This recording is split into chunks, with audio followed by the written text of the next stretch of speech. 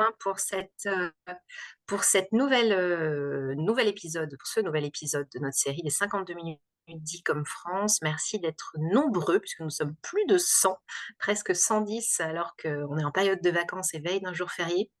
C'est dire si le sujet qui nous réunit aujourd'hui, vous intéresse, puisqu'aujourd'hui on va parler muséothérapie, le musée qui soigne du Caire au Cure. Et on a donc invité pour cette session Nathalie Bondil, directrice du musée des expositions de l'Institut du monde arabe, et Laure Mailloux, psychoclinicienne, à revenir sur ces notions importantes que sont celles du care, du cure, de la muséothérapie, et qui vont nous proposer un peu une espèce de revue, d'état des lieux, et tout un ensemble d'outils documentaires, bibliographiques ou de formation pour vous aider à monter de nouveaux projets. Et évidemment, comme à chaque épisode, ce qu'on a envie aussi, c'est de pouvoir vous donner la parole, hein, après l'intervention de Nathalie et de Laure, de manière à ce que vous puissiez poser des questions, faire part de vos initiatives, puisque ces rendez-vous, ils sont vraiment là pour que vous puissiez vous exprimer et nous faire part de choses dont on n'aurait pas forcément connaissance. Voilà, donc sans perdre plus de temps, je passe la parole à Nathalie, que je remercie beaucoup d'avoir accepté d'être là avec nous aujourd'hui et de nous faire part de toute sa connaissance sur ce vaste sujet. Merci beaucoup Nathalie, la parole est à toi. Merci beaucoup, merci Émilie, merci, Anne-Claude, Alexia, toute l'équipe de ICOM. Je suis ravie d'être ici avec Laure Mailloux, ma chère complice, donc pour vous parler d'art et de santé et de muséothérapie. On va aller assez vite parce que je comprends, c'est une intervention, relativement brève, mais ensuite, je suis, tout à fait disposée à vous répondre, soit dans le cadre de, ces 52 minutes, soit donc bien entendu, vous pouvez me joindre très directement, l'ICOM vous donnera donc mes coordonnées. Ça me fera grand plaisir de pouvoir, vous répondre et vous aider si je le peux. Alors, nous parlons du musée qui soigne du Caire au Cure, donc la muséothérapie. Diapositive suivante. On se rend compte que cette question des musées et de la santé est vraiment un sujet d'actualité. Là, j'ai mis quelques premières ou quelques articles de journaux qui montrent à quel point, et surtout après la pandémie, ce sujet s'est imposé dans nos vies. Tout simplement parce que les questions de confinement nous ont montré de quelle façon il était essentiel d'avoir accès aux arts, de pouvoir sortir de son isolement. Diapositive suivante. La question de la muséothérapie, j'irai très brièvement à ce sujet. Donc, elle renvoie vraiment à ce que nous sommes en tant que visiteurs biologiques et expérientiels, pas simplement dans une position de sachant, mais véritablement ce que nous sommes, avec nos émotions, avec notre intelligence émotionnelle en tant qu'être humain, en tant qu'animal humain, si je puis dire. Quand nous sommes dans un musée, quand nous sommes face à des œuvres d'art. Avec ces 2 œuvres, d'un côté Paul Richer, remarquable sculpteur, également médecin et anatomiste, qui présente une vision, du premier artiste qui est très, platonicienne, le beau idéal. Je mets en comparaison cette sculpture que j'aime beaucoup de Lucie Selfie, c'est-à-dire notre aïeule, et de l'époque paléolithique, qui elle est, tout à fait, soumise à ses émotions. Nous sommes aussi des êtres d'émotion et pas simplement de raison. Je dirais, pour aller vite, que le Descartes, la phrase cartésienne qui est le «je pense donc je suis», a été remplacée depuis Darwin par le «je ressens donc je suis», et d'ailleurs on le voit, beaucoup en période électorale. Diapositive suivante. Donc cette question de la relation, physique aux images, d'ailleurs, Anne-Sophie Grassin parle de médiation sensible, qui met, en scène, qui met en jeu notre corps et nos émissions face aux œuvres. Elle s'explique aussi d'un point de vue, neuroscientifique. Là, je cite, Antonio Damasio, qui est un très, très important, professeur de psychologie et de neurosciences en Californie, et qui dit: «The brain is the servant of the body», donc le cerveau est le serviteur du corps. Il a écrit donc plusieurs ouvrages qu'on vous communiquera et qui permettent d'expliquer que nous ne pensons pas hors sol. Notre cerveau, notre pensée, notre cognition donc est intégrée donc dans un environnement biologique, émotionnel et mémoriel qui fait en sorte que toutes nos pensées donc sont, dirigées, elles sont influencées, donc nous ne sommes pas des robots et c'est tant mieux d'ailleurs et donc c'est ce que nous allons voir avec le phénomène des, biais cognitifs. Ça sera assez simple, mais vous allez voir, assez drôle. Diapositive suivante. Juste un exemple, mais évidemment le sujet est bien plus vaste, hein, c'est, celui, des biais cognitifs. Nous en avons, plus de 300 qui ont été, identifiés.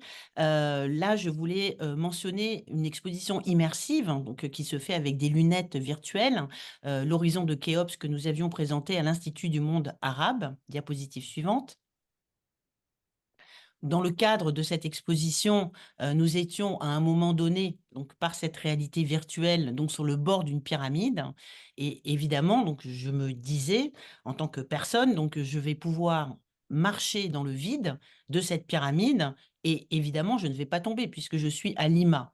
Mais quand j'ai fait donc ce geste, donc ce pas pour aller dans le vide, pour faire un saut dans le vide, même si rationnellement, donc je savais bien que c'était impossible de me faire mal puisque j'étais dans une galerie de Lima.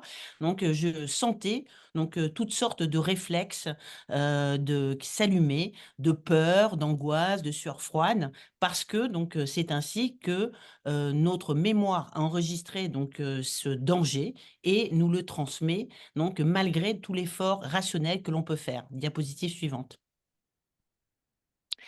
Et donc, c'est ainsi que, vous voyez donc la salle réelle où nous étions et j'ai mis une petite photo où on voit donc toutes ces personnes qui sont, quasiment accroupies parce que dans la réalité virtuelle, ils ont l'impression de s'engouffrer, dans un tunnel, ce qui n'existe évidemment pas. Je peux vous dire que tous les agents de sécurité qui ont surveillé cette exposition n'ont jamais autant ri de leur vie pour une exposition.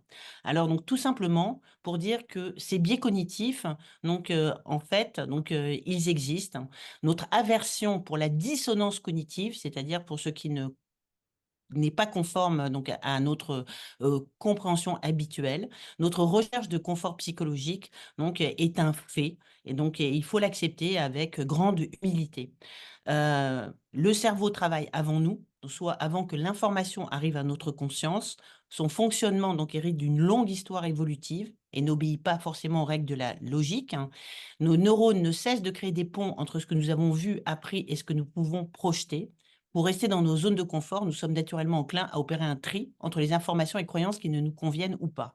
Donc, on peut avoir même une rigidité cognitive qui peut conduire à une cécité. C'est très important et c'est juste un exemple pour montrer qu'on n'est pas maître en sa demeure, hein, donc, comme diraient les symbolistes.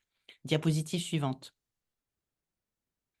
Ce phénomène donc, de la, heu, compréhension donc, de ce que l'on voit donc, s'explique aussi, par donc, différents, procédés, différents cheminements et notamment par les neurones miroirs donc, qui permettent de créer des circuits d'empathie. Alors l'empathie, faisons attention, elle peut être négative ou positive.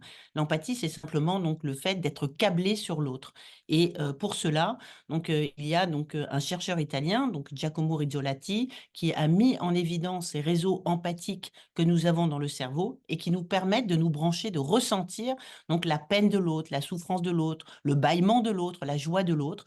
Donc, ce sont, des processus qui existent chez les macaques qu'il a étudiés et qui ont été prouvés, chez, les êtres humains. Diapositive suivante. Donc c'est ainsi que on comprend que quand on est, face à une œuvre d'art, quand on est exposé à une œuvre d'art, donc c'est pas simplement le fait de faire une œuvre d'art, de faire de l'art-thérapie, mais véritablement d'être dans une situation de muséothérapie, c'est-à-dire d'exposition à une œuvre d'art, quelle qu'elle soit. Eh bien donc, il y a donc des phénomènes donc, qui sont ceux de la reconnaissance, de la compréhension de ce que l'on voit, mais il y a aussi donc d'autres phénomènes qui se mettent en jeu parce que notre compréhension de ce que l'on voit donc va, stimuler à la fois donc, notre culture, notre mémoire qui va nous aider à interpréter ce que l'on voit et en même temps va être teintée par ce que notre émotion à un moment donné. Donc vous voyez que cette, relation que l'on on a cette phénoménologie avec l'œuvre d'art, donc elle, s'explique de différentes façons: cognition, mémoire, émotion.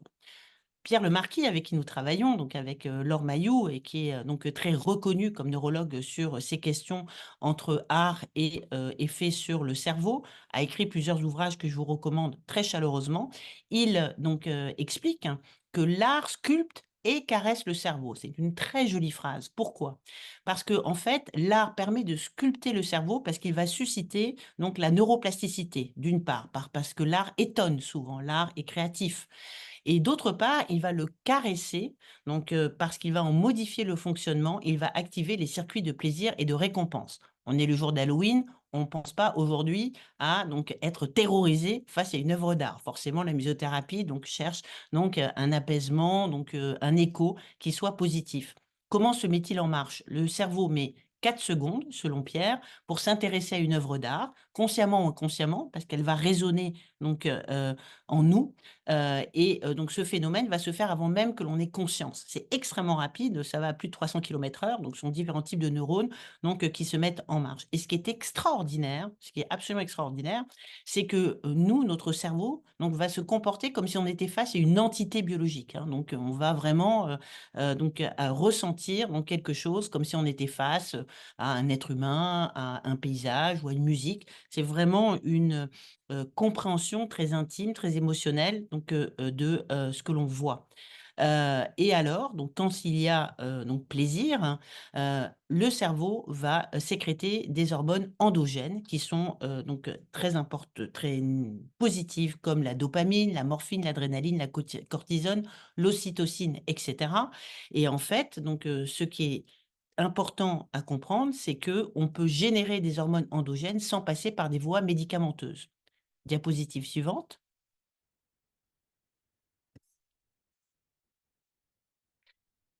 Diapositive suivante. Voilà, merci. Donc là, on en arrive à, la définition, de, l'ICOM. Alors, je ne sais pas si vous voyez bien, parce que je vois un petit carré noir s'afficher, mais, je vous la, renvoie parce que, en fait, c'est une définition que tout le monde connaît par cœur, donc, évidemment. Donc, aussi pour dire que cette, prise en compte, du visiteur, donc du point de vue émotionnel et physiologique, biologique, hein, donc va répondre à des demandes, à des missions, qui nous incombent. Le fait d'être plus inclusif, le fait donc d'aller vers la diversité, la durabilité sociale, de faire participer, de partager des expériences. Bref, ce sont des nouveaux mots que j'ai ici mis en bleu afin que l'on se rende compte de cette importance du musée qui, de conservation, est devenu un musée de conversation, pour citer Jacqueline Edelman. Et j'aime beaucoup ces photos qui montrent le musée des Beaux-Arts d'Orléans, qui, avec d'autres musées en France, donc s'est entendu grâce donc à une convention via la municipalité avec l'organisme du don de sang, afin de pouvoir offrir aux donneurs une fois par mois, le lundi, dans des belles salles de leur galerie, de pouvoir donc à la fois apaiser et le personnel soignant et évidemment donc les donneurs et les donneuses qui sont installés donc dans un cadre absolument extraordinaire. Diapositive suivante. Et toujours ces petits carrés noirs, mais tout simplement pour, vous dire que la muséothérapie, donc qu'est-ce que ce mot? C'est un terme relativement, récent, donc évidemment, ce qui concerne donc les arts-thérapies donc sont connus depuis longtemps. Les arts-thérapies sont variés, ils concernent aussi bien la danse-thérapie, la dramathérapie, les arts visuels en atelier. Mais la muséothérapie donc s'intéresse aussi à ce que le musée peut apporter en termes d'apport thérapeutique, donc notamment avec toujours en collaboration avec les communautés médicales. Alors c'est un terme que j'avais utilisé donc en 2016 dans le manifeste pour un musée des beaux-arts humanistes. Également Leslie Labbé a fait un remarquable mémoire donc qui a été publié à l'OSIM et que vous pouvez avoir sur la muséothérapie. Plusieurs personnes l'ont utilisé. Quand j'étais au Musée des Beaux-Arts de Montréal, nous l'avions déposé à l'Office québécois de la langue française et la définition, est une méthode thérapeutique individuelle ou collective qui consiste en l'exploitation de l'environnement muséal à des fins de bien-être physique, psychologique et social. Plus concrètement, il peut s'agir de la contemplation des œuvres d'art, le mot est important, de la création artistique en atelier ou de visites guidées en compagnie de médiateurs culturels. Donc vous voyez, on parle à la fois de bien-être, mais aussi de mieux-être et encore de guérison. Donc il y a vraiment 3 étapes dans cette approche de la muséothérapie. Diapositive suivante.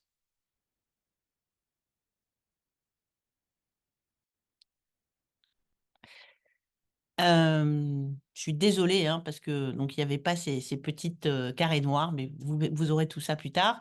Donc, en fait, sur cette diapositive, je souhaitais vous, évoquer donc la définition, selon, l'OSM qui a été faite en 1948 sur la santé. Qu'est-ce que la santé? C'est un état complet, de bien-être physique, mental et social et il ne consiste pas seulement en une absence de maladie ou d'infirmité.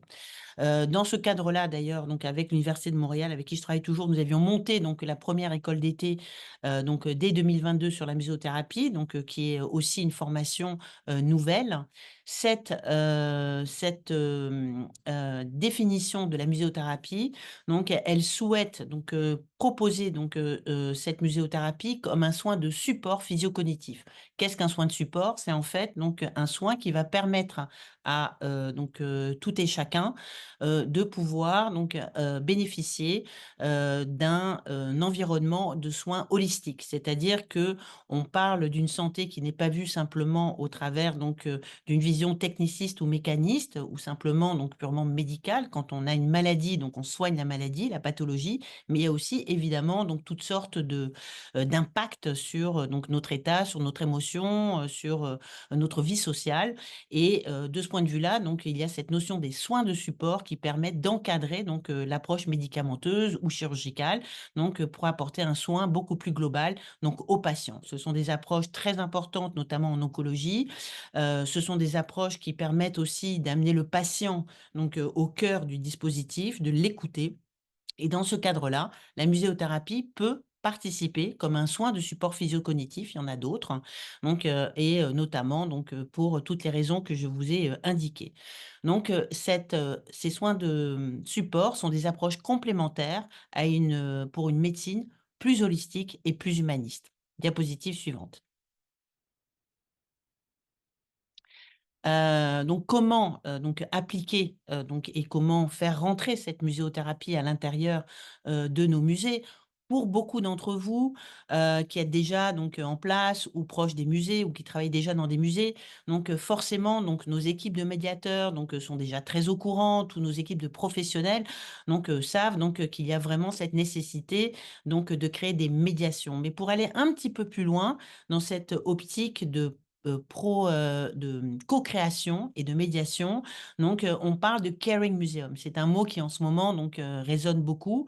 Le caring museum, c'est un musée qui prend soin. C'est le care, donc la théorie du care, est une théorie qui vient au départ d'approches féministes américaines, notamment de John Tronto, qui a établi une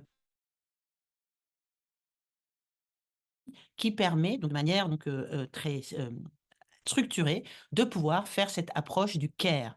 Alors, quelle est cette approche du care? En fait, c'est une approche qui va permettre de pouvoir aller en co-création et en co-construction, de faire de cette initiative auprès des publics, empêchés, éloignés, des patients et cetera. Elle, se définit en 4 étapes. Vous avez donc d'abord l'identification d'un besoin autour de vous. Donc vous avez des hôpitaux, vous avez des EHPAD, vous avez besoin d'associations et cetera. Donc on va se soucier d'eux, donc le musée va se mettre dans la position, il va se soucier de, la société civile dans laquelle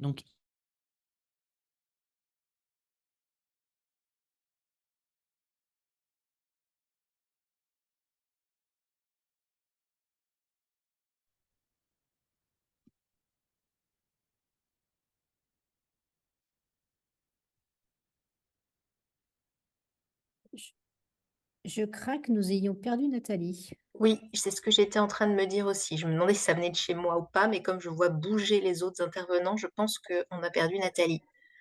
Oui, elle vient de sortir. Bon, on va la laisser se reconnecter. Désolée pour ce petit, Ah peut Bug technique, d'autant qu'on a un petit bug, j'ai l'impression, sur la diffusion du PowerPoint Ouais, aussi, ouais. qui est un peu Donc brouillé. peut-être que tu peux enlever, Alexia, et essayer de relancer le partage d'écran après. Ouais, on va profiter de cette interruption technique.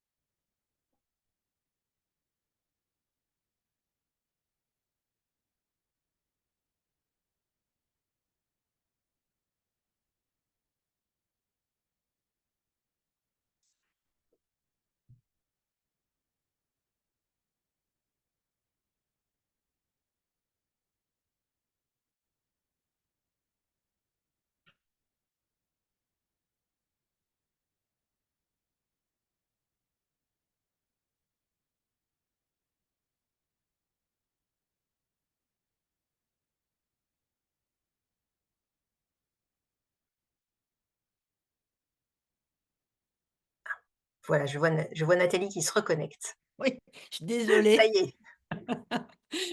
Je ne sais pas ce qui s'est passé, mais c'est pas grave, c'est les merveilles de l'informatique. Donc, pour revenir donc, à cette théorie du CARE, donc, je vous, référerai donc, à une excellente, donc, des tables rondes et des conférences qui sont en ligne grâce donc, au groupe Métis que vous devez connaître et donc, qui sont tout à fait instructives. Diapositive suivante. Alors, donc dans ce processus, on l'a compris, donc c'est la recherche en co-création, donc avec de multiples partenaires, donc qui est, indispensable. Donc, on a le participant ou le patient qui va être au cœur du réacteur et ensuite, donc il va y avoir le responsable, le médiateur. Donc, évidemment, donc c'est, l'élément absolument clé, donc de ce processus, le responsable d'organisme, souvent des associations. Et ce qui est important aussi, c'est d'avoir une démarche d'évaluation sur ce que vous faites, donc en faisant travailler donc un chercheur dans le cas d'une université. Il faut bien faire la différence entre le clinicien donc et le chercheur. Un clinicien donc va vraiment être le personnel médical, paramédical donc qui va, donc accompagner donc ces patients ou ces groupes de personnes. Mais donc si vous pouviez avoir donc un chercheur donc aussi pour pouvoir évaluer, évidemment donc ça permet de faire avancer, la connaissance. Alors la recherche en co-création, hein, on est vraiment dans une, approche non pas de prêt-à-penser, mais vraiment de sur-mesure, hein, c'est très, très, très important. Donc elle se fait avec de multiples partenaires, afin de pouvoir finalement penser global, agir local, comme dirait Glissant. C'est-à-dire que vous, vraiment, vous voyez autour de vous quels sont les instituts, les hôpitaux, les musées, les associations, bref, tout cet extraordinaire tissu, humain qui va vous accompagner, qui va vous enrichir, vous nourrir et à qui vous allez répondre: «Qu'est-ce que je peux faire pour vous? Comment est-ce que je peux être utile?» donc à vos membres, à vos patients et cetera. C'est vraiment cette démarche, elle est fondamentale. Créer un comité arrêt santé, je l'avais créé donc à Montréal, donc avec mes collègues et vraiment ça a été remarquable parce que nous, nous sommes des professionnels de musée, nous ne sommes pas des professionnels en santé et donc pour avancer dans ces domaines qui nous sont moins familiers, donc vous pouvez créer un comité aviseur, un comité bénévole, donc très simple, avec des professionnels de santé qui sont tout autour de vous. Diapositive suivante. Pour aller vite, donc là, j'ai mis plusieurs exemples que vous retrouverez. Donc, à la fois donc, de musées donc, qui ont fait ce type d'initiative et de partenariat depuis très longtemps. Ici, donc je pense depuis 2010 au musée d'art et d'histoire de Dreux avec l'hôpital de la municipalité. La question de la convention est, essentielle et quand on est un musée donc territorial, municipal, il est plus facile d'agir avec donc l'hôpital ou le CHU local et de faire une convention via la municipalité. C'est souvent comme ça que ça se passe chez nos collègues en région. Diapositive suivante. Aussi d'autres initiatives que j'ai trouvées assez remarquables. Donc pour la région Centre, on voit comment finalement la région Centre-Val de Loire a fédéré 19 structures sanitaires et médico-sociales, donc avec des artistes et plusieurs musées. On parle de 6 musées pour pouvoir faire des actions communes, des expositions nomades, des invitations donc à des patients, donc dans chacun de ces musées. Diapositive suivante. Également donc d'autres exemples tout à fait remarquables sur la question de l'autisme. Donc on voit qu'il y a beaucoup d'intérêt sur ces troubles ou cette diversité donc neurologique qui est malheureusement importante, mais chez nos jeunes, mais de plus en plus connue et reconnue. Donc, il y a un guide qui a été fait par le réseau d'échange de musées français-américains Frame sur un guide muséal pour l'accueil des personnes autistes par Frame. Ça, je vous le recommande. C'est un guide qui a été fait en 21. Beaucoup de musées. Je pense notamment ici au Palais des Beaux-Arts de Lille qui a fait cette exposition avec des artistes qui avaient ce type de troubles autistique. Et ce sont des exemples à suivre. Diapositive suivante.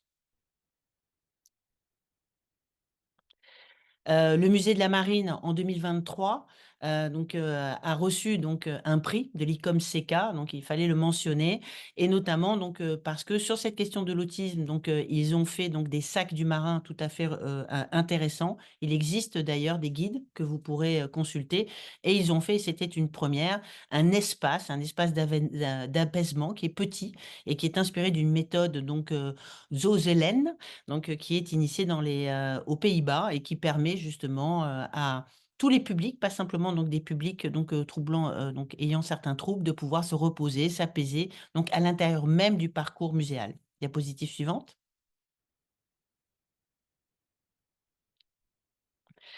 Au Palais de Tokyo, il y a également un espace qui est ouvert à tous les publics.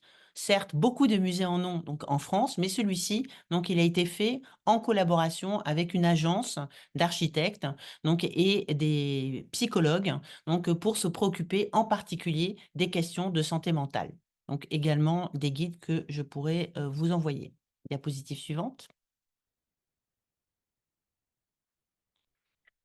Le musée Carnavalet, tout récemment, vient de faire un week-end du bien-être au musée. Formidable. Donc, je trouvais que c'était vraiment une initiative merveilleuse. Le musée Carnavalet, est vraiment aussi en position de leadership sur ces questions de santé mentale. Ils viennent de faire une annonce grâce au soutien du fonds Entreprendre pour aider. Donc, vous voyez, auquel vous pourriez aussi présenter vos projets, qui s'occupent en particulier de la santé mentale, notamment chez les jeunes. Diapositive suivante. Évidemment, la question de la prescription, je voulais quand même mettre un exemple autour du Musée des Beaux-Arts de Montréal parce que ça a été un des projets phares, hein. C'était ces prescriptions muséales médicales que nous avions lancées en 2018. En fait, il s'agissait d'un accord avec l'Association des médecins francophones du Canada qui permettait de délivrer à leurs patients dans leur cabinet des prescriptions, des visites gratuites finalement au Musée des Beaux-Arts de Montréal. Diapositive suivante. Une étude est en cours et va être publiée d'ailleurs.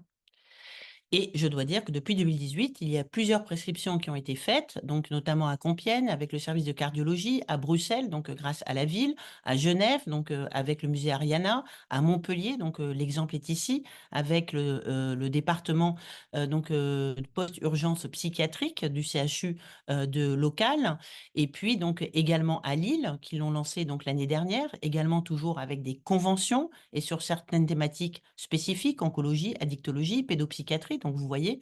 Et puis, il y a Nice, tout récemment, diapositive suivante. Nice avec les premières prescriptions qui viennent d'être lancées. C'est assez remarquable. C'est une initiative de la ville qui a été faite avec tous les psychiatres niçois, hospitaliers, libéraux auprès des 10 musées de la ville. Il y a tout un kit qui est très bien fait, avec des affiches, des pochettes, des visites guidées, des sensibilisations aux agents d'accueil, des suivis quantitatifs. Et il y a même une touche spécifique qui sur les ordinateurs d'accueil, si vous voulez, sur les claviers pour pouvoir comptabiliser les personnes qui viendraient avec des prescriptions. Donc, c'est vraiment une initiative remarquable et tout à fait nouvelle. Diapositive suivante. Donc, évidemment, quand on parle de santé donc, et d'inclusion, donc, c'est aussi donc la question du genre, hein, il y en a beaucoup, mais, je voulais, mentionner aussi, donc, ces ressources que vous pourriez avoir et sur lesquelles je dois dire que l'Institut du monde arabe est tout à fait expert et tout à fait remarquable. Donc, nous avons fait donc le premier guide sur la diversité sexuelle et de genre, donc, aussi pour les enseignants, donc, également avec des associations canadiennes qui sont très reconnues donc, pour lutter contre les discriminations et l'intimidation. Donc, ce sont des partenariats tout à fait remarquables et qui aussi répondent à des demandes de nos nouvelles générations. Donc, il y a bien d'autres guides qui existent à ce sujet, mais je voulais mentionner celui-ci qui a été particulièrement remarquable. Diapositive suivante. La question du dialogue interconfessionnel, pareil, je suis à l'Institut Monde Arabe, donc ça me semblait important, notamment dans le contexte malheureux actuel. Donc nous connaissons dans le monde et donc il y a beaucoup de professeurs, beaucoup de psychologues, on fait beaucoup, beaucoup de formations donc pour pouvoir justement, donner des outils donc afin que, donc ce dialogue interconfessionnel puisse se faire, donc de manière paisible. On travaille, depuis 15 ans avec le Musée d'art et d'histoire du judaïsme, donc on a toutes sortes d'expositions nomades donc que l'on présente, qui sont des expositions pédagogiques et qui permettent notamment de créer des liens historiques contextualisés sur les 3 grandes religions, abrahamiques. Diapositive suivante. Donc, avant de terminer, donc, on a donc 2 ressources que je vous, communiquerai et qui parlent véritablement à la fois du Caring Museum, donc, qui a été soutenu dans un document qui a été fait par l'ICOM avec l'OCDE, très important en 2018 et évidemment une méta-étude de, l'OMS Europe, donc, sur donc les preuves comme quoi donc les arts, pas simplement les musées, mais les arts donc peuvent aussi aider à la guérison. Donc c'est un élément très important et qui a aussi contribué donc à faire changer les mentalités. Diapositive suivante. Il y a aussi donc, paru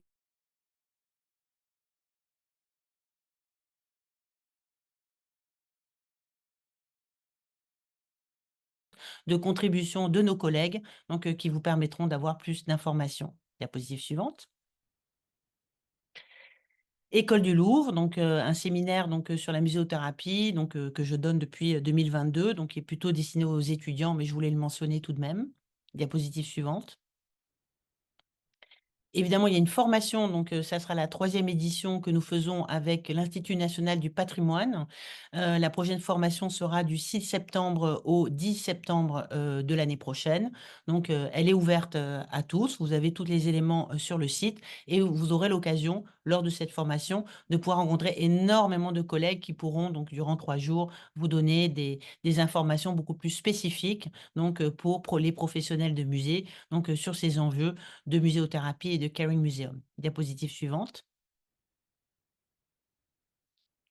Je vais passer la parole donc maintenant à Laure Mayou, donc qui va nous parler d'une autre formation donc qui vient d'être créée et donc avec laquelle je collabore. Laure, à toi la parole. Que tu co-diriges même. Merci. Donc, merci infiniment, bah, Nathalie, encore pour ton brillant exposé. Merci à l'ICOM, à toute l'équipe de l'ICOM de nous permettre de parler de ce nouveau diplôme universitaire qui s'est ouvert l'année dernière. Donc la très bonne nouvelle, nous avons quasiment, bouclé notre inscription. Il y a encore quelques places, c'est jusqu'au 15 novembre. Donc les prescriptions culturelles, alors il y a les prescriptions médicales muséales, hein, comme disait Nathalie, en 2018 et alors vraiment les coïncidences de la vie, en 2018 également, je crée les prescriptions culturelles, au cœur donc non pas du musée, mais de l'hôpital. En fait, je suis psychologue clinicienne et je me suis rendu compte combien, l'art et la beauté, en fait, la beauté artistique et la beauté culturelle et la beauté, parfumée, naturelle, sont de puissants remèdes par leur douceur. Donc comme disait, Nathalie tout à l'heure, il y a des mots très importants pour que ça fasse soin dans le cœur des gens, dans le cœur des soignés, il faut qu'il y ait l'empathie. Donc les prescriptions culturelles, c'est des invitations à contempler ce que la personne, que le soigné aime. Donc, le temps de son hospitalisation, il va se faire son musée dans sa chambre, des œuvres originales qui va lui permettre, comme disait Nathalie, les neuroscientifiques dont Pierre Lemarquis vous explique en 25 millièmes de seconde, vous libérez vos neurotransmetteurs. Donc, de nombreux témoignages depuis 2018, Artothèque, Poétèque au cœur donc de plusieurs services hospitaliers.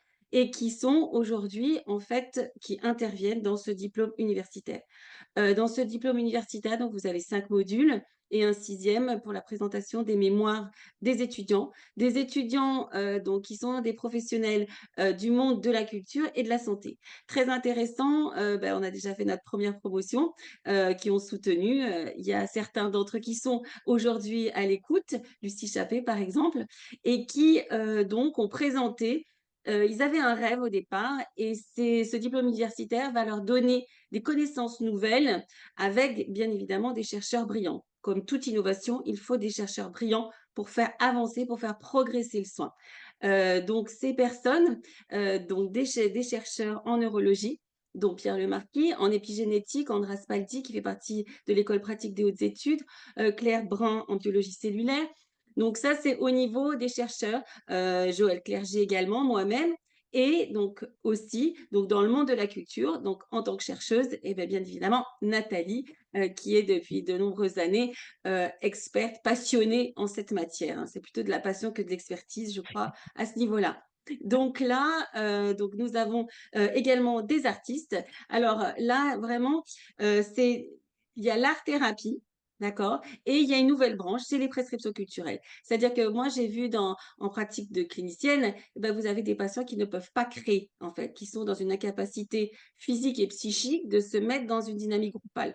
Donc, c'est pour ça que j'ai proposé cette nouvelle manière de soigner parmi tant d'autres, hein. Et la beauté, on le sait, elle ouvre le monde depuis la naissance de notre humanité. C'est pas aujourd'hui, hein. On le sait depuis l'origine de nos relations humaines. Donc là, vous avez comme artiste, par exemple, Abraham Poincheval. Je prescris Abraham Poincheval en consultation. Pourquoi? Parce qu'il va réanimer la capacité de rêver des gens. Donc là, une œuvre d'art, donc que des œuvres originales qui sont, si vous voulez, qui vont permettre de stimuler la capacité de rêver, donc dans la veine de Bachelard, l'espace imaginaire, cette poétique de l'espace, mais qui va se mettre en conversation avec les proches, avec les soignants. Et là, pas plus tard que la semaine dernière, il y a une personne qui me dit, mais en fait, c'est important, c'est qu'il y ait quelqu'un qui nous apporte l'œuvre d'art, qui va créer une conversation, qui va créer cette alchimie humaine. Si vous nous ameniez juste un catalogue, vous choisissez votre œuvre d'art, c'est pas pareil parce que je vais insuffler, si vous voulez, ces espaces imaginaires et le mien également. Voilà. Je sais pas, est-ce que c'est bon au niveau temps? Et peut-être au niveau des questions ensuite, est-ce que ça vous va? Oui, merci beaucoup Laure et merci beaucoup Nathalie. Je vous propose pour qu'on ait un petit temps d'échange, il nous reste quelques minutes, de passer la parole à la salle, aux personnes qui nous ont entendus, qui sont très très nombreuses. Merci beaucoup beaucoup pour cet engouement. Est-ce que vous avez des questions, des remarques ou des partages d'expériences dont vous voudriez faire part? N'hésitez pas à vous manifester en levant la main ou en... Oui, monsieur Miranda.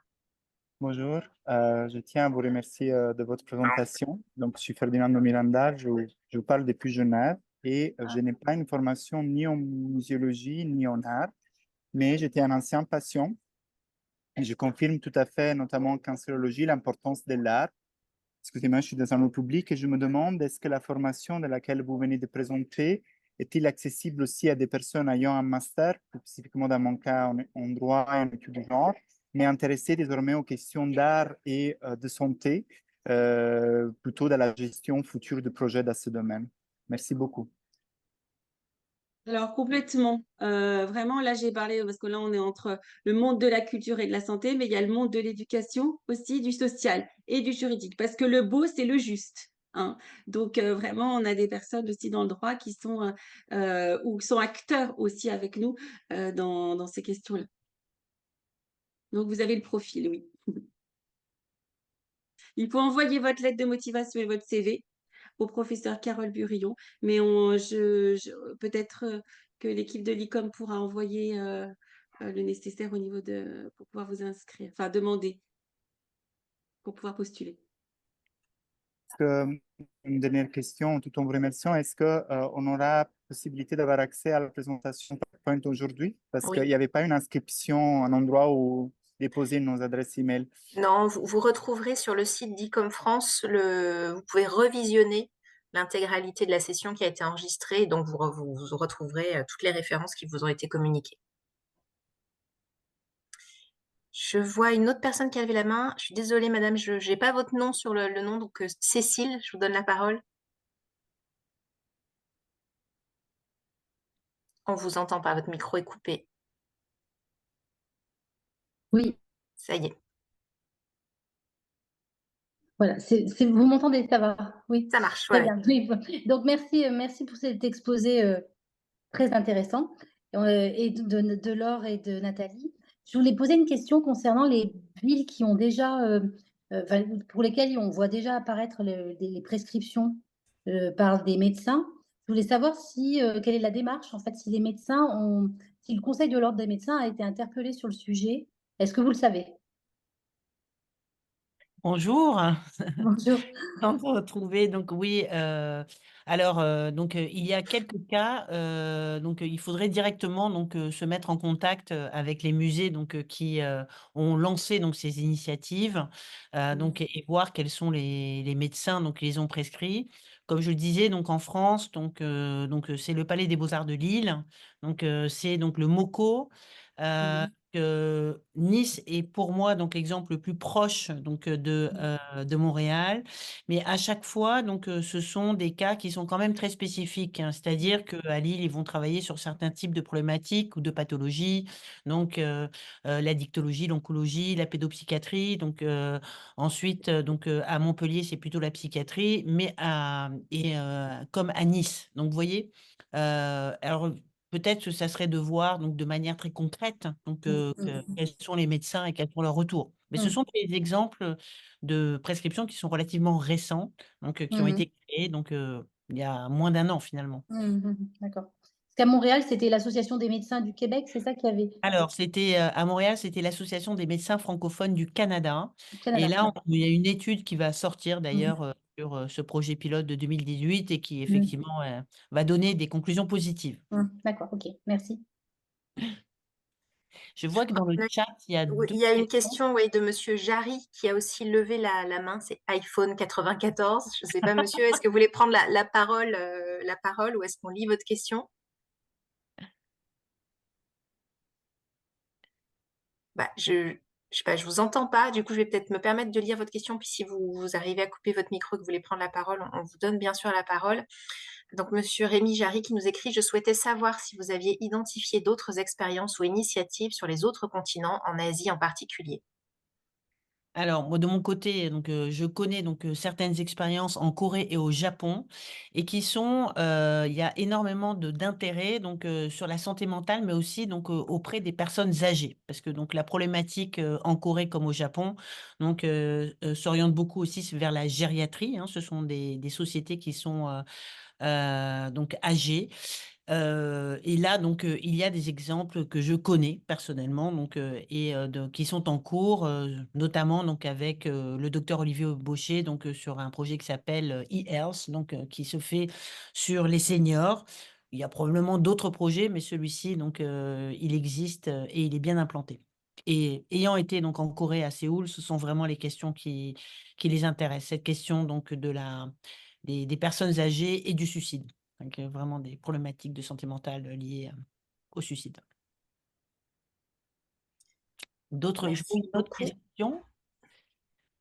Il y avait une autre question, donc on Ouais, demandait le- sur les traumatismes de guerre militaires et civils. C'est Laura Grivard qui posait cette question-là.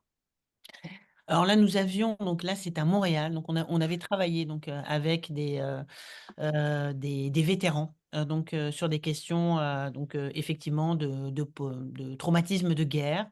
En France, je ne sais pas si cela existe, ce qui ne veut pas dire que ça n'existe pas, encore une fois, hein, mais donc au Musée Beaux-Arts de Montréal, nous avions donc un projet donc qui était fait avec des vétérans de l'armée.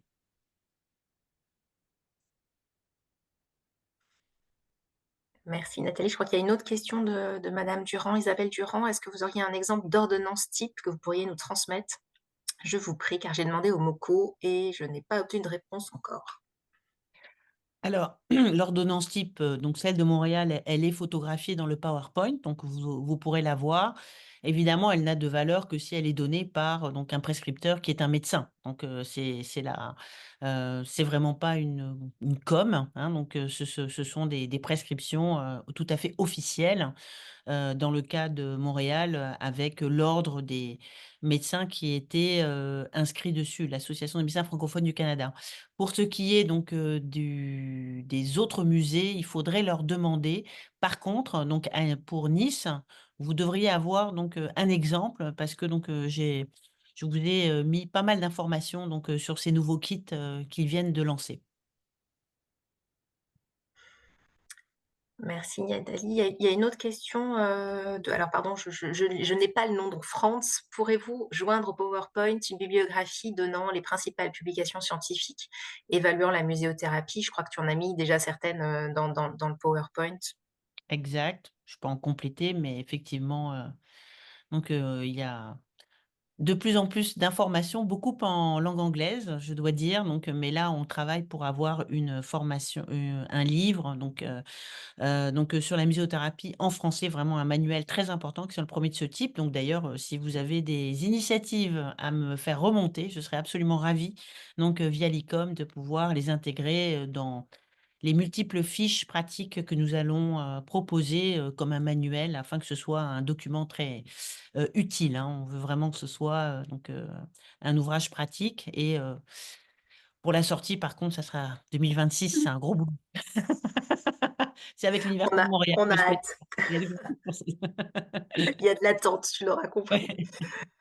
Ensuite, on a une question de Fatima Fall. Est-ce que dans la formation, les réalisations africaines et asiatiques seront prises en compte? Alors, je pense que vous parlez de la formation de l'INP, peut-être. Je ne sais pas, Nathalie, est-ce que tu as une ouverture dans la formation sur ce qui se passe en Afrique ou en Asie? Alors, c'est une question très intéressante parce que du point de vue, alors dans le livre, on va l'aborder, parce que la question de la réparation et de la guérison, elle n'est pas simplement liée donc à des maladies individuelles, sociales, c'est aussi la mémoire. Donc, ce sont aussi des musées qui peuvent être liés à l'esclavage, qui peuvent être liés donc à des génocides. Donc, il y a aussi cette mission qui peut parfois donc faire partie de l'ADN des musées. Mais je vous dirais que pour l'Asie comme pour l'Afrique, il y a aussi donc une prise en compte très différente de la santé, qui peut être vue donc sous l'angle de concepts animistes ou chamanes. Je le vois moi avec les Premières Nations au Canada, donc qui ont une vision de la santé donc qui est assez différente parce que tout simplement leur spiritualité est différente. La santé est aussi culturelle, hein, donc la question donc on ne soigne pas de la même façon donc une population sur un continent ou un autre ou qui a donc une culture ou une autre. Donc oui, ces questions sont abordées, probablement plus dans le livre parce que ce sont encore des sujets qui sont très, très, très, nouveaux et sur lesquels il y a très peu d'éléments. Mais je sais qu'il y a des artistes qui travaillent donc avec Mohamed Bourouissa, pour pas le nommer, ou avec Kader Attia notamment, qui travaillent énormément sur ces sujets et avec lesquels nous sommes en train de monter des projets. Alors, j'ai encore une question de Clémentine. Y a-t-il des accompagnements pour les victimes de violences ou de traumatismes sexuels ou un projet en particulier que tu aurais en tête? Oui, oui, il y a il y a effectivement donc différentes associations avec lesquelles nous avons travaillé et qui s'occupaient donc de ce type de violence. Alors encore une fois, donc les musées répondent aux besoins des associations. Ça, c'est bien important, hein. Donc nous, faites donc voyez autour de vous quelles sont les associations, quels sont les besoins, quels sont les hôpitaux, quelles sont leurs priorités. Et demandez-vous comment vous pouvez les aider. Donc vraiment comment vous pouvez travailler ensemble. Effectivement, pour les femmes violentées, on avait un travail très approfondi à Montréal. Ici également on a un projet avec une autre association qui s'occupe alors plutôt des femmes d'origine musulmane et qui auraient subi ce genre de trauma. Il y en a certainement d'autres. Donc c'est encore une fois c'est voyez autour de vous quelles sont les associations qui sont actives et s'il y a une problématique particulière qui vous touche, donc regardez ces associations et allez les voir, demandez-leur ce que vous pourriez faire avec elles. Alors, je reprécise, oui, que le PowerPoint sera disponible sur l'enregistrement de la session qui est mise en ligne très très vite après la fin de nos réunions sur le site d'ICOM France. Et Madame Guillou, alors vous avez un problème d'activation de caméra, mais si votre son marche, est-ce que vous voulez poser votre question, même si c'est vrai que oui, on a un peu du mal à vous voir, mais Ouais, c'est peut-être qu'on ça. va vous entendre. Allez-y. Je retente avec le micro. Moi, j'ai la double casquette. J'ai été responsable des publics pendant longtemps et aujourd'hui, je suis en reconversion pour devenir orthophoniste. Et je suis dans une question personnelle de comment, en tant que futur orthophoniste en libéral, je pourrais venir faire des séances dans un musée. Voilà, je ne sais pas comment ça peut exister, mais toutes mes questions personnelles tournent autour de ce sujet-là aujourd'hui. Et pour l'instant, tout ce que j'ai lu repose essentiellement sur un travail sur la santé mentale. Et je Mm. voulais voir un petit peu si vous, dans vos réseaux respectifs et dans ce que vous observez, vous voyez que voilà, du côté de la santé, forcément, moi, mon champ, ça va être de la communication, ou plutôt le cognitif. Vous voyez de nouvelles formes d'intervention qui présagent justement de voies assez intéressantes à explorer. Parce que la Oui, santé mentale, bien évidemment, c'est une vraie porte d'entrée pour une prise en soin derrière, mais on peut peut-être aussi aller voilà, travailler sur d'autres champs. Alors, pour donc une personne qui a votre profil en tant qu'orthophoniste, mais Laure pourra compléter puisque c'est une clinicienne. Effectivement, tout le chemin de la médecine narrative est maintenant intéressant à explorer. Notamment, je pense à Bordeaux. Si ma mémoire est bonne, c'est Muriel Molinier qui s'en occupe. Mais vous avez une référence dans la revue des musées de France que j'ai mis dans le PowerPoint. Mais ça peut être une bonne porte d'entrée. Merci. Alors, il y a... Mais je sais pas, Laure, vous voulez compléter peut-être Par rapport à la mise en narration, je te rejoins complètement, hein, Nathalie. Alors moi, Anne, hein, c'est ça la dame qui parlait juste à l'instant. Oui. En fait, moi, je suis passionnée de poésie et je mets en conversation, par le choix de l'enfant et sa famille, un poème avec un tableau. Et en fait, si vous voulez, les mots du poème va stimuler en fait cette mise en narration qui est parfois en panne juste en contemplant un tableau dans sa chambre en fait. Donc la question des mots, vous pouvez les avoir, vous pouvez les stimuler par cet éveil des facultés sensorielles. Moi, je travaille aussi avec des parfums et comment cette mise en mots peut advenir aussi par cette contemplation olfactive. Donc vraiment, il y a un champ de possibles aujourd'hui extraordinaire avec la science qui va aller dans ce mouvement-là pour comprendre et distiller aussi, je dirais, toutes ces connaissances, permet aussi, vous, Anne, d'innover aussi en fonction des rencontres que vous allez faire. À chaque fois, je dis, moi, j'en suis là grâce aux soignés, aux proches et aux soignants. Voilà, c'est une alchimie qui se crée à plus d'un. Et je vois d'ailleurs dans le chat qu'il y a un commentaire intéressant sur de Isabelle Durand qui précise qu'au MRAC à Sérignan, on propose des visites ateliers autour des collections et des expositions temporaires avec des ateliers de musicothérapie. Cela peut être intéressant pour les orthophonistes. Donc ça, c'est bien. Il y a une question aussi sur les typologies de musées qui pratiquent le sujet de la muséothérapie, puisque c'est vrai que tu as parlé beaucoup de musées de beaux-arts, mais voilà, semble-t-il possible de mettre en place de la muséothérapie dans les musées d'histoire ou dans les centres d'interprétation? Alors, dans les musées d'histoire, oui, Carnavalet est un excellent exemple, par exemple, au musée de la Marine, par exemple. Pour ne mentionner que cela, le musée des sciences fait aussi autour de certains sujets, une exposition sur le cancer, etc. Aurait pu être un autre exemple. Sur les musées militaires, c'est une excellente question. J'avoue, là, je vois Ariane et je me dis que il faudrait que creuser ici ce qui est possible avec le musée aux Invalides ou autres, parce que ce sont de toute façon des pratiques qui sont déjà encouragées, que ce soit par Boris Cyrulnik et pour les vétérans, pour les victimes de trauma sur le front. Et franchement, je vais creuser ça et c'est une très très bonne. Après, j'aurais qu'à vous encourager à venir, vous, avec vos bagages et donc à si vous le pouvez, donc à assister aux formations parce que c'est ainsi que donc finalement c'est, chacun donc fait,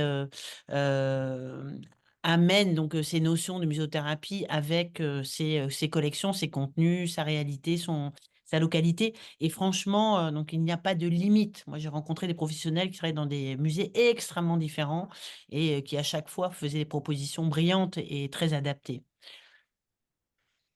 Alors, il y a Tulia Tutran aussi qui nous interroge sur la question sur le sujet de la rééducation mentale ou physique. Savoir comment le musée peut intégrer ces questions-là. Et puis, on a une question aussi de Chloé Vuillermet sur, voilà, très, très direct, comment mettre en place des choses avec une équipe non formée et des espaces restreints. Donc, la question des contraintes et de la manière de se lancer quand on a l'envie, mais pas forcément des moyens démesurés. Ouais, est-il possible de s'auto-former sur ces sujets? Alors là, je vous dirais que c'est là où vraiment cette démarche de co-création, elle est fondamentale parce que bon, l'acte donc de guérir, hein, donc la thérapie, donc elle se fait dans un cadre et c'est très important, de l'accepter, donc dans un cadre qui est médical ou paramédical, donc avec des professionnels de santé. Parce qu'on peut aussi faire des bêtises, hein, donc un art thérapeute, donc sérieux, donc vous dira que donc il y a des recommandations à faire et d'autres qui ne le sont pas. Je comprends qu'il y a une jungle dans les arts thérapeutes quand on va voir ce type de prestataire. Ça, c'est aussi un autre champ donc, de travail, bon, pour pouvoir, donc, bien, préciser donc, quel type d'art thérapeute on pourrait employer donc et c'est pour ça qu'être toujours avec un professionnel médical donc, c'est très important donc, Laure Mailloux est une psychoclinicienne donc ça ne s'improvise pas. On a chacun nos métiers et c'est de mettre nos métiers ensemble qui est important. Alors la question ensuite, donc avoir une formation, donc, franchement je vous le conseille, hein, de manière, très, sans aucun intérêt personnel. Après donc, on se forme ensemble en écoutant donc en faisant donc des conventions, des ententes, souvent de manière proactive avec, le personnel médical, les cliniques, les hôpitaux, les associations sur place. La question des espaces, donc si vous avez des espaces heu, de, mmh, de collection. Moi, en fait, là, il s'agit, pas simplement d'avoir des ateliers, mais vraiment de pouvoir aussi circuler dans les galeries. Je voudrais qu'il y ait une vraie différence à comprendre entre le care et le cure et je ne sais pas si j'ai bien assez insisté. Le cure, c'est vraiment la guérison, donc c'est vraiment dans un cadre médical. Mais le care, c'est une sollicitude, c'est une bienveillance, c'est une attitude que votre musée, donc votre institution va avoir, pas simplement envers ses visiteurs, mais aussi envers, ses agents de sécurité, ses agents d'accueil. Parce que aussi sur le terrain, c'est pas évident, hein, d'amener, toujours ce genre de démarche et c'est pour ça que c'est si important d'avoir des actions de sensibilisation, donc auprès des différents professionnels. Donc il y a vraiment ces 2 notions qui se complètent. D'un côté, être un lieu bienveillant, accueillant et de l'autre côté, travailler avec des professionnels en santé. Par rapport à ce que tu Merci. disais, Nathalie, je pourrais rajouter, quand je disais tout à l'heure que le soigné se fait son musée dans sa chambre, on a de nombreuses histoires en fait où ça c'est l'équipe médicale qui explique qu'ils réduisent les antalgiques grâce à l'œuvre d'art que la personne s'est prescrit, qui s'est auto-prescrit. Et une autre personne, pareil, qui était isolée dans sa chambre, qui souffrait de la mucoviscidose et qui était donc, sous assistance respiratoire. Et qu'est-ce qu'elle a fait? Donc on a mis une quarantaine d'œuvres d'art originales, hein, ça c'est important, et qu'est-ce qu'elle a fait? Elle est sortie de sa chambre et elle a contemplé et bah, ce musée, qui était à sa disposition, le temps de son hospitalisation. Et là, un des soignants me dit: «Mais tu sais, Laure, elle est partie, elle a visité son musée, mais sans bouteille d'oxygène et cette même personne était très étonnée et de parce qu'elle avait oublié en fait comment, bah, comme vous a expliqué Nathalie, comment, ça libère votre ocytocine et votre dopamine en contemplant en des millièmes de seconde.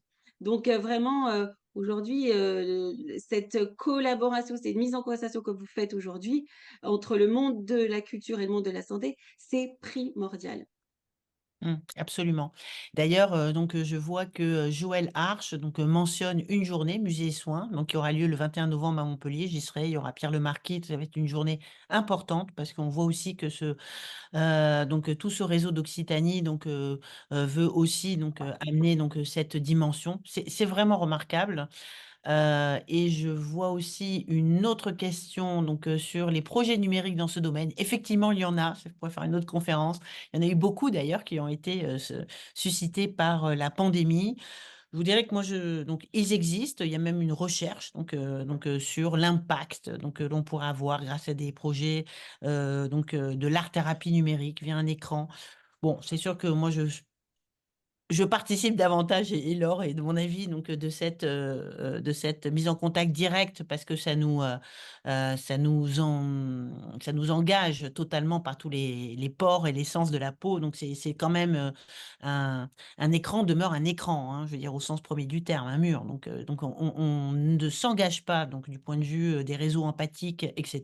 De la même façon quand on est donc face à une œuvre, face avec un groupe. Mais il existe effectivement des références que je pourrais vous donner. Alors, par rapport à ça, c'est extrêmement important ce que tu dis, Nathalie. Je peux vous dire que ça fait très longtemps que je soigne des patients à l'hôpital et je peux vous dire que les patients veulent des personnes et non pas des écrans dans leur chambre. Et c'est beaucoup plus écologique.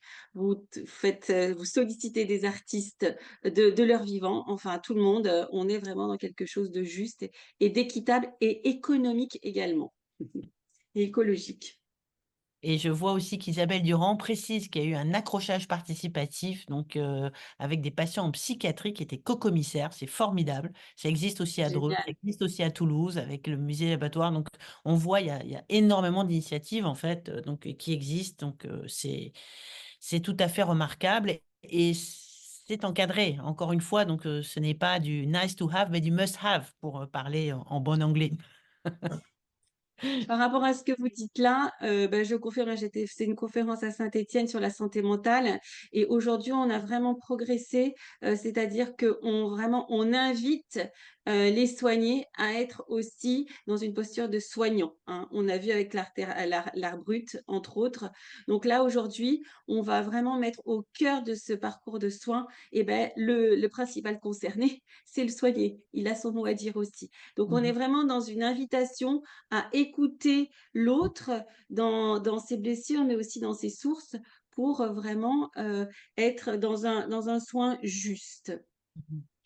Je vois une question de Fatima sur la sortie de publication du livre. Donc, 26, ça serait merveilleux. Et le titre, ça sera La muséothérapie, le musée qui soigne, entre guillemets. Et Céline précise que effectivement, elle est enseignante et thérapeute et les élèves sont plus bienveillants envers l'ensemble de la classe lorsqu'il n'y a pas d'écran. Je suis absolument d'accord. Ça vaut pour Ah tout bah dans la oui. vie. Du coup, ça me fait une transition parfaite. Je vais vous demander d'éteindre vos écrans puisque nous arrivons à la fin de cette session. Alors, il y a une toute dernière question, probablement c'est la dernière, purement pratique. De quelle manière avez-vous réussi à faire sortir des musées des originaux, financement, transport, protection, assurance? Merci beaucoup, Ah, nous demande Mike Wells. Ah, alors, le secret, vous savez ce que c'est? C'est la passion, en fait, hein. Fais de ta vie un rêve une réalité. Je rêvais, en fait, un jour j'écoutais une émission sur France Culture et j'apprends beaucoup. Il faut beaucoup s'inspirer, comme dit Nathalie, hein. C'est vraiment par ses écoutes. Et en fait, j'ai pas convaincu, en fait, hein, parce que les personnes que je suis allée voir en tant qu'artiste, ils étaient déjà convaincus. Et je peux vous dire que les artistes, donc qui sont connus, pas connus, peu importe, en fait, hein. Par exemple, un tableau de Bacon, on m'en donnerait un, et ben ça n'irait pas dans l'artothèque. Il faut vraiment des œuvres, si vous voulez, extrêmement douces à la contemplation.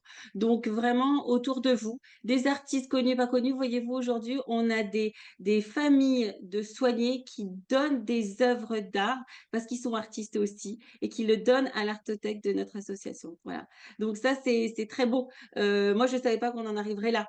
Donc, il faut se laisser surprendre, mais vraiment, vos amis, les amis de vos amis, et ça va faire vraiment des vibrations qui va vous permettre d'attirer des gens. Mais un conseil que je vous donne, que ça soit que des dons et pas des prêts. Parce que quand vous avez un ouais. prêt, vous avez des assurances. Aujourd'hui, moi, j'ouvre une autre artothèque au CHU de Saint-Étienne et c'est que des dons d'artistes qui permettent à l'hôpital de ne pas besoin de faire une assurance excessive. Mais On peut trouver pour des moyens. compléter ce que dit Laure, et c'est très juste, il y a aussi des posters, des affiches que nous avons dans les musées, hein. Donc, on a cette chance d'avoir des magnifiques reproductions. Et tout simplement, et il y a beaucoup d'associations qui recherchent donc à avoir donc, des reproductions de belle qualité encore. Je suis toujours très sensible à la qualité que l'on peut donner pour égayer donc les couloirs d'hôpitaux, les chambres des malades, etc. Donc, c'est tout autour de vous. C'est quelque chose de très simple, mais qui peut vraiment, vraiment changer un quotidien. Eh ben, merci beaucoup. On finira sur ces mots pleins d'espoir. En tout cas, je vous remercie vraiment, Laure et Nathalie. Ça a été, je pense, très, très inspirant pour nous tous. Je vous donne rendez-vous pour la prochaine session des 52 minutes le 28 novembre avec Constance Rivière qui parlera du réseau des musées engagés contre le racisme, autre sujet ô combien important. Et puis la même semaine, on retrouvera Nathalie pour la modération de la soirée développement durable. J'allais vous dire non, ça, on ne parle pas que de ça. La soirée débat déontologie, donc du 25 novembre, qui sera en format hybride dans l'auditorium de l'INP et en ligne pour parler du patrimoine de l'esclavage. Voilà, donc rendez-vous à 18h le lundi 25 novembre et à 12h30 le jeudi 28 novembre en ligne. Merci beaucoup à tous. Merci à l'équipe d'ICOM France que Nathalie a salué en début de session. Et merci vraiment pour votre enthousiasme et vos participations. Et on vous dit donc à très bientôt. Au revoir. Merci Au beaucoup. revoir. Bonne journée. Bon Halloween. Bon appétit. Au revoir tout le monde.